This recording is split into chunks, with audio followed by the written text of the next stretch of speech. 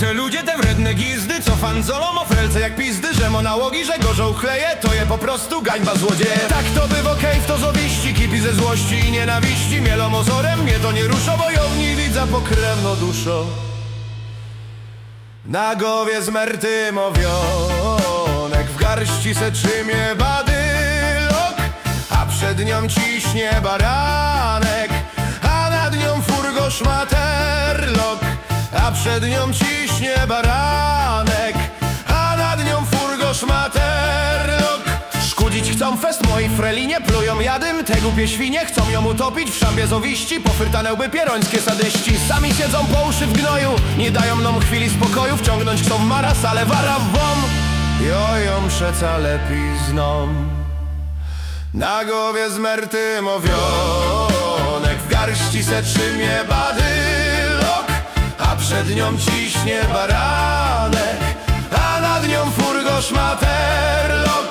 A przed nią ciśnie baranek, a nad nią furgo szmaterlok.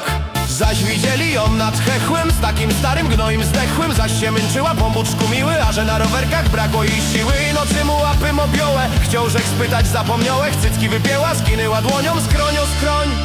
Zaś rzek wleciał w nią jak w toń.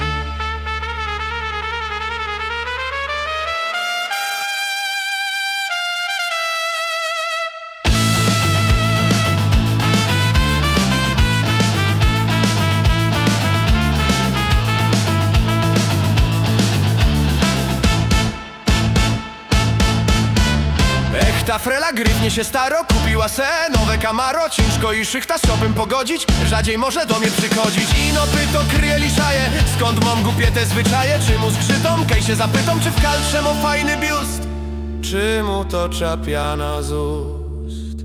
Na głowie zmerty mowionek, w garści se trzymie badylok, a przed nią ciśnie baranek, a nad nią furgo szmaterlok. A przed nią ciśnie baranek, a nad nią furgo szmaterlok.